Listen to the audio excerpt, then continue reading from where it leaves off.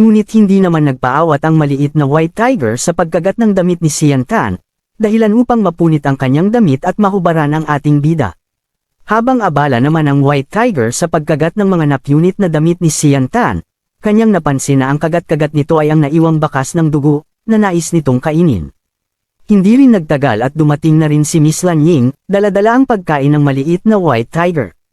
Agad rin namang nilinga ni Sian Tan si Miss Lan Ying at nagpasalamat, sabay sinabing sa tingin niya raw ay dugo ang nais kainin ng white tiger. Namula naman si Miss Lan Ying nang makita ang katawan ni Sian Tan, at dahil dito ay naitanong ng ating bida kung ito ba ay may masamang nararamdaman. Sa paghawak ng ating bida sa noo ni Miss Lan Ying, kanya itong ikinagulat, dahilan upang kanyang mabitawan ang pagkain na hawak-hawak niya. Dahil sa kahihiyan, mabilis itong tumakbo papalabas at winikang ipaghahanda na lamang niyang muli ng pagkain ang maliit na white tiger. Samantala, naiwan si Sian Tan na nagtataka at naitanong sa kanyang sarili kung ano raw ang problema. Matapos ang eksena kina Sian Tan, lumipat naman tayo sa loob ng silid ng Lan family, kung saan nag-uusap ang lolo ni Miss Lan Ying at ang kanyang ama. Kanilang pinag-uusapan ang tungkol kay Sian Tan dahil nais ng lolo ni Miss Lan Ying na ipakasal si Miss Lan Ying sa ating bida. Subalit mariing namang tumututol ang ama nito, sapagkat hindi pa raw nila lubusang kilala si Sian Tan. Winika naman ng lolo ni Miss Lan Ying kung ano raw ba ang problema, sapagkat ang ating bida raw ay isa ng ganap na Earthen Saint Master sa edad na 20, at isa pa ay isa rin itong mercenary champion. Dagdag niya pa, sa pamamagitan ng lakas ng ating bida, paniguradong malayo ang kanyang maaabot sa hinaharap.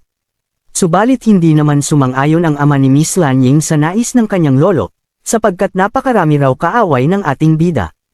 Naikwento naman ng lolo ni Miss Lan Ying na kanina lang, nang makaharap ni Sian Tan ang headmaster ng Muyan family, ay kamuntikan na itong mapaslang, kahit ang lakas nito ay nasa Heaven Saint Master tulad niya.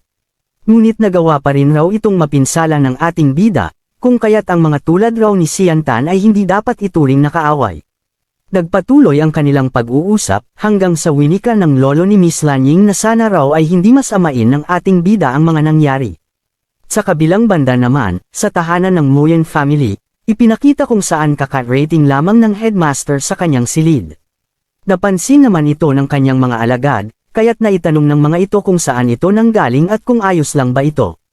Sinagot naman ito ng headmaster at winikang ayos lamang siya, ngunit kanyang ipinag-utos na alamin kung may iba pa raw bang kaaway ang ating bida, na agad namang sinunod ng kanyang mga alagad. Sa isip-isip naman ng headmaster ng Muyan family, habang may nagagalit na ekspresyon, ay pagsisisihan raw ni Sian Tan na kinalaban niya ang Muyan family, sapagkat hindi niya raw ito bibigyan ng maayos na burol matapos niya itong mapaslang.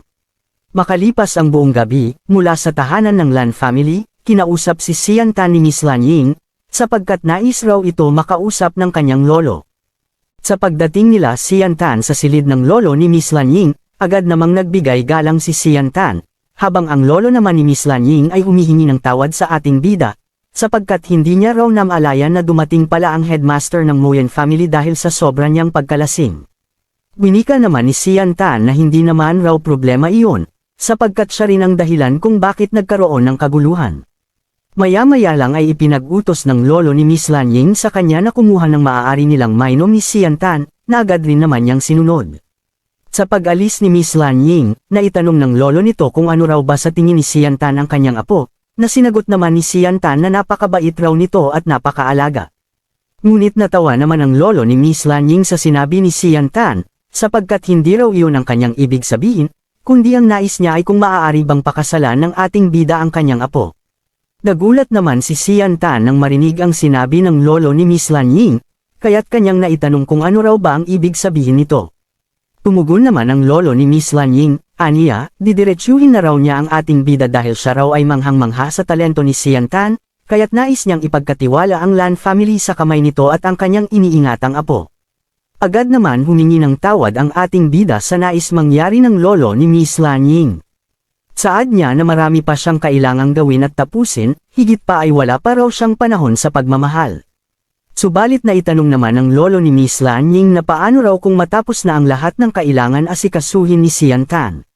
Sa kanilang pag-uusap ay may isang individual ang dumating upang sabihin na ang Muyan family ay dumating sa kanilang nasasakupan. Ipinagtaka naman ito ni Xian Tan at ng lolo ni Miss Lan Ying, kung kaya't agad na nagpaalam ang ating bida kung maaari siyang maunang umalis, dahil sa tingin niya ay naroon ang Nguyen family upang makita siya. Winika naman ng lolo ni Miss Lan Ying na ayos lang iyon at papasukin ang miyembro ng Nguyen family, habang si Xian Tan naman ay maaaring munang magtago pansamantala sa likod ng silid. Maya-maya lang ay dumating na rin ang miyembro ng Nguyen family na si Elder Bai, na agad namang nagbigay galang at nagpakilala sa lolo ni Miss Lan Ying. Winika ni Elder Bai na naroon siya upang makausap ang head ng Lan family at nais niya itong imbitahan upang dumalo sa salo-salo sa Saka City. Tinitigil naman ng masama ng lolo ni Miss Lan Ying si Elder Bai at sinabing kung nais raw nito na gawing kaaway ang ating bida ay wala na raw silang aasahan rito, sapagkat ang kanilang itinuturing na kaaway ay kanya ng grandson-in-law. Natawa naman si Elder Bai sa mga sinabi ng lolo ni Miss Lan Ying at agad na tumalikod. Saad niya na huwag raw magdesisyon ng maaga ang head ng Lan family, na naitanong naman ng lolo ni Miss Lan Ying kung ano ang ibig sabihin nito. Winika ni Elder Bai na alam raw ba nito ang tungkol sa Shi family at Jia family na kinakaharap ng ating bida, sapagkat may atraso raw ito sa dalawang malaking pamilya na mula sa Black Edge City. Kaya't kung nais pa raw nito na manatili ang Lan family sa Saka City, ay mas mabuting isuko na lamang nito si Xian Tan. Matapos sabihin iyon ni Elder Bai ay agad na rin itong umalis, habang sa kabilang banda naman ay hindi makapaniwala ang lolo ni Miss Lan Ying, sapagkat matapos makaharap ni Xian Tan ang dalawang malaking pamilya ay ayos pa rin ang kalagayan nito, at maaari raw bang mas malakas ang ating bida kumpara sa kanyang inaakala. Hindi rin nagtagal ay lumabas na rin si Xian Tan mula sa likod ng silid at sinabing mas mabuti na raw na siya ay umalis, sapagkat hindi niya maaaring idamay ang Lan family sa kanyang sitwasyon. Subalit na itanong naman ng lolo ni Miss Lan Ying kung paano napunta sa ganoong sitwasyon ng ating bida, at mayroon raw ba itong galit mula sa Shi family at Jia family. Sinagot naman ni Xian Tan ang tanong ng lolo ni Miss Lan Ying. Wika niya na kung ang tinutukoy raw ba nito ay ang tungkol kay Shi Shangri at Jia Duwukang, dahil kanya raw itong napaslang bago naganap ang kompetisyon sa Mercenary City at kanyang kinuha ang mga King's Weapon nito.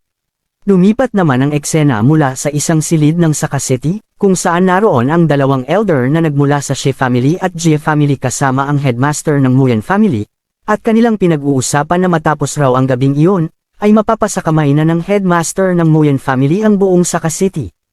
Higit pa, ay kanila nang mapapaslang ang ating bida, sapagkat nagpadala na raw ng iba pang Heaven Saint Master ang Shi family upang siguraduhin na hindi na ito makakatakas pa. Dumako naman tayo sa tahanan ng Lan family, kung saan ay ibinigay ni Xian Tan ang White Tiger kay Miss Lan Ying upang pansamantala na ito muna ang mag-alaga. Winika naman ni Miss Lan Ying, habang ito ay mangiyak-ngiyak pa, na sundin na lamang ni Xian Tan ang nais ng kanyang lolo upang ito ay makatakas. Ngunit hindi naman sinang-ayunan iyon ng ating bida dahil hindi niya raw maaaring iduwit sa gulo ang Lan family sa gulong kanyang pinasok. Dagdag niya pa na huwag itong mag-alala dahil maraming beses niya na itong nagawang matakasan. Nagpatuloy ang kanilang pag-uusap hanggang sa ibinigay ni Xian Tan ang isang singsing kay Miss Lan Ying at winikang pahalagahan ito, itago, at huwag ipaalam kahit kanino, maski sa kanyang lolo. Makalipas ang ilang sandali ay umalis na rin si Xian Tan, habang sa isip-isip niya na kailangan na niyang tapusin ang kanyang problema. Subalit habang siya ay papalayo, kanyang napansin ang dalawang pamilyar na individual. Ipinakita naman ng dalawang elder na nagmula sa Shi family at Jia family na naputulan ng braso at binabati ang ating bida sa muli nilang pagkikita. Mabilis naman itong inatake ni Xian Tan gamit ang kanyang Saint Sword sa pamamagitan ng pangmalayuang atake na Heaven Rank Martial Skill, na ikinagulat naman ng dalawang elder kaya't dali-dali itong umiwas. Matapos itong atakihin ni Xian Tan ay agad naman na lumingon ang dalawang elder sa kinaroroonan ni Xian Tan, ngunit sa kanilang paglingon ay wala na ang ating bida. Mabilis naman na kumilos si Xian Tan upang tumungo sa direksyong papunta sa Mercenary City, ngunit bago pa man siya tuluyang makaalis ay may isang enerhiya ang kanyang naramdaman, dahilan upang mahirapan siyang makatayo at makaalis. Ipinakita naman ng dalawang elder ang may gawa ng pagpapakawala ng mabigat na enerhiya, kung saan ay naalala naman ni Xian Tan ng kanyang matalo si Gaddafi sa labanan ng competition ay sinabi nito na mag-ingat raw siya sa dalawang elder ng Shi family at Jia family, kaya't naitanong ni Xian Tan kung ito raw ba ang nagbigay ng elixir kay Gaddafi sa mercenary competition matapos nitong ipakita ang kakaibang lakas. Nagsalita naman ang elder mula sa Shi family. Sinabi niya na sila nga ang nagbigay nito kay Gaddafi, subalit hindi nila inaasahan na ito pala ay isang talunan. Matapos sabihin iyon ng Elder ay mabilis naman itong inatake si Sian Tan gamit ang isang palm strike at sinabing mamatay na raw ang ating bida.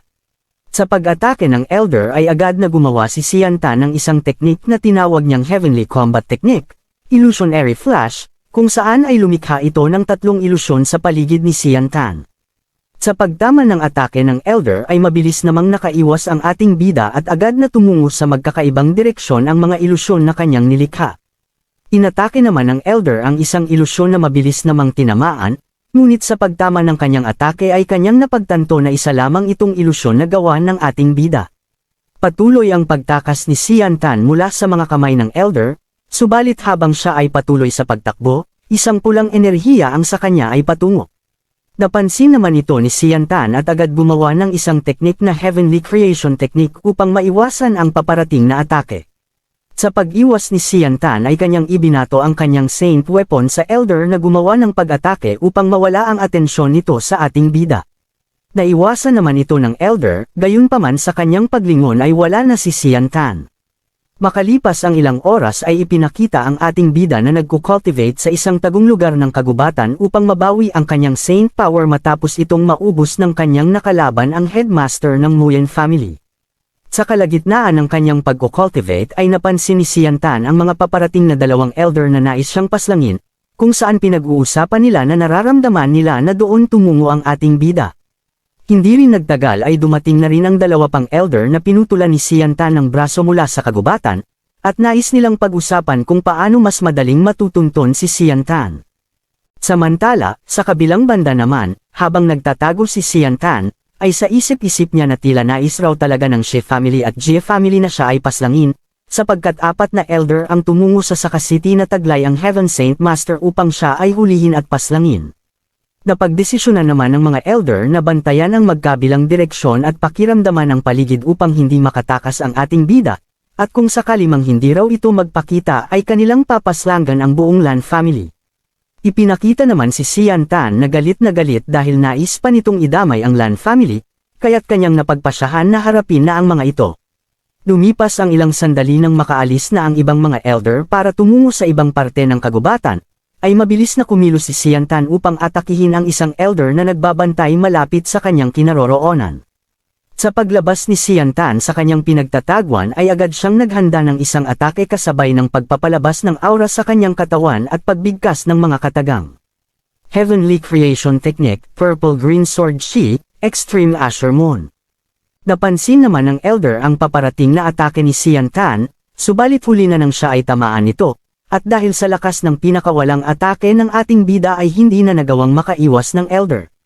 Matapos siyang tamaan nito ay unti-unti siyang bumagsak mula sa ere at tuluyang nawalan ng buhay sa pagbagsak niya sa kalupaan. Sa pagbagsak ng Elder ay sakto namang dumating ang 3 Elder at winikang hindi na raw makakatakas sa pagkakataong iyon ang ating bida. Subalit, sinagot ito ni Sian Tan na sila dapat ang tumakas at hindi siya. Winika ng Elder mula sa Shi family na ibigay raw ni Sian Tan ang Treasure Mountain Seal sapagkat kung hindi, ay titiyakin nilang mas masahol pa sa kamatayan ang mararanasan ng ating bida, habang ang kanyang mga matay puno ng kasakiman. Winika naman ni Sian Tan kung nais nilang kunin ang King's Weapon ng kanilang mga Young Master ay harapin siya ng mga ito, habang ang kamay naman ni Sian Tan ay unti-unting inilalabas ang isang magic core sa Void of Space.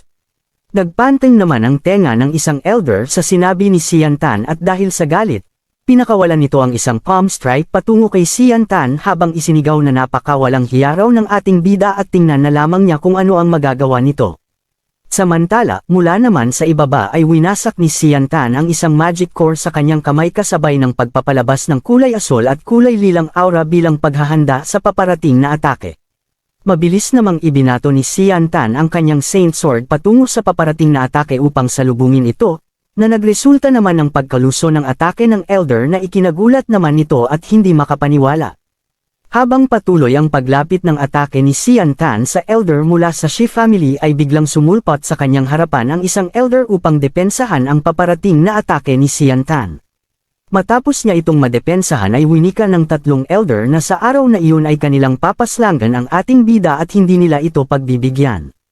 Mabilis namang pinakawala ng isang elder ang kanyang sword slash kay Xian Tan, ngunit mabilis naman itong naiwasan ng ating bida matapos niyang gamitin muli ang teknik na illusionary flash.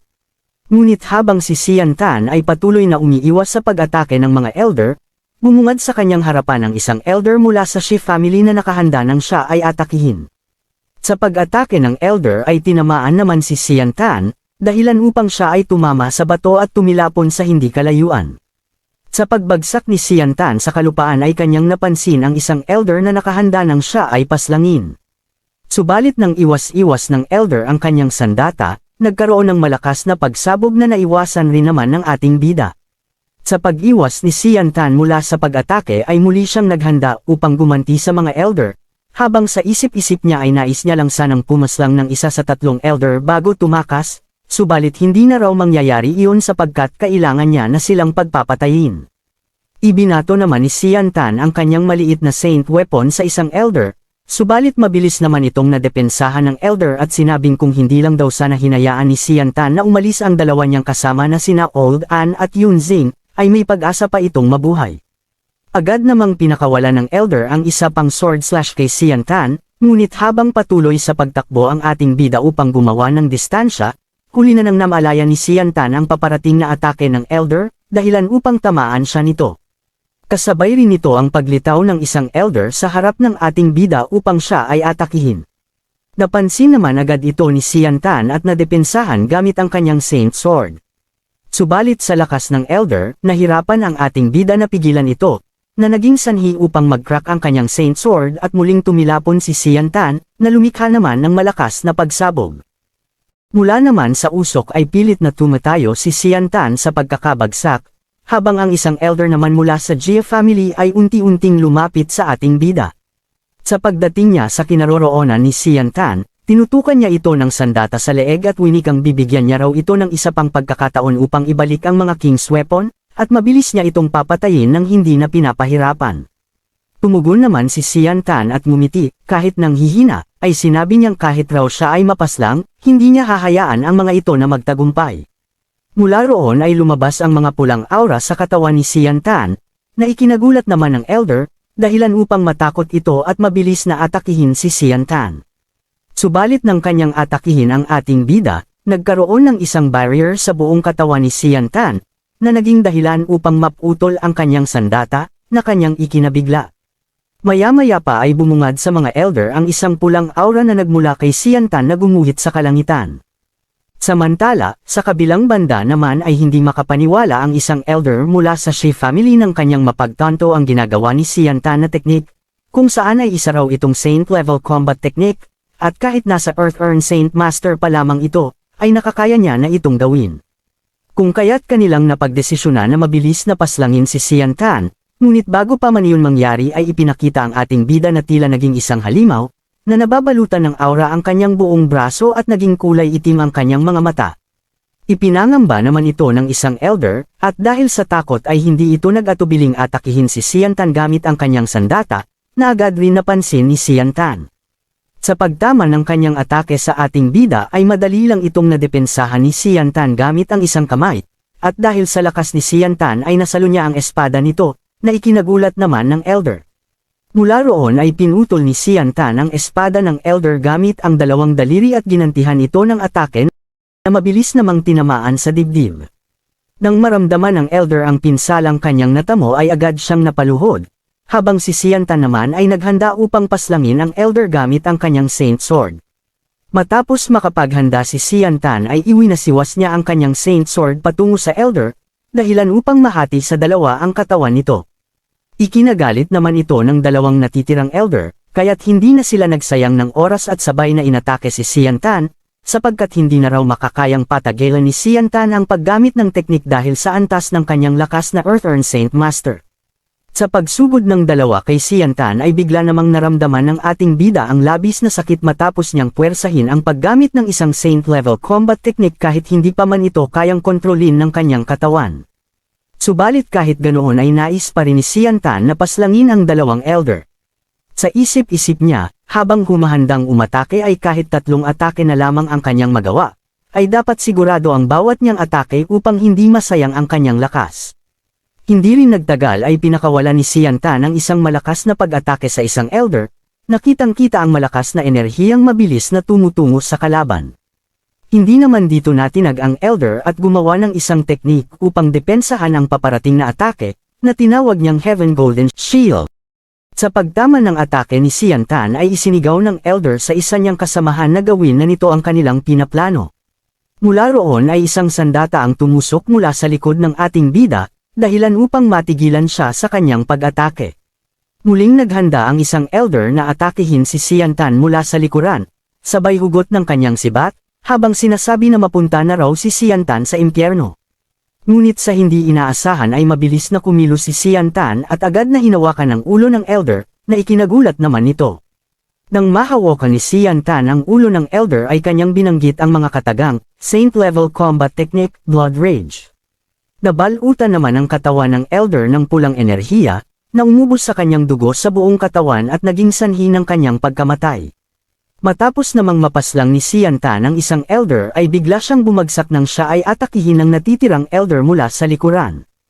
Tuwang-tuwa naman ang elder dahil kanya na rin raw napaslang ang ating bida matapos ang matinding labanan na nangyari. Agad nitong kinuha ang isang singsing na naglalaman ng kayamanan mula sa kamay ni Xian Tan upang kunin ang king's weapon na naroon. Subalit, sa pagbukas niya nito ay puro magic core lang ang kanyang nakuha. Sa galit ng elder ay balak niya pa sanang paggutay-gutayin ang katawan ni Xian Tan, ngunit kanyang naalala na baka naroon sa tahanan ng Lan family ang king's weapon na pagmamay-ari ng kanyang young master. Winika ng elder bago ito umalis na tutungo raw siya sa Saka City upang paslangin ang buong Lan family. Subalit, nang ito ay aalis na sana, ay bigla namang hinawakan ni Xian Tan ang kanyang paa, na kanya namang ikinagulat.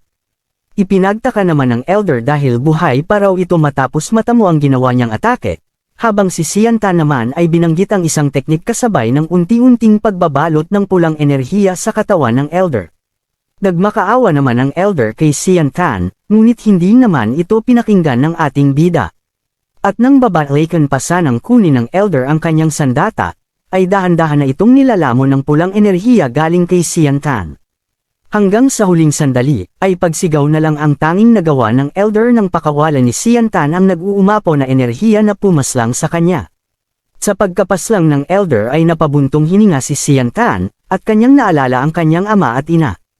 Sinasabi niya sa kanyang isipan na humihingi siya ng tawad dahil hindi niya natupad ang mga pangako rito. Naalala rin ni Xian Tan sina Princess Gelen at Luoneer, sapagkat nais niya pa raw sana itong makita.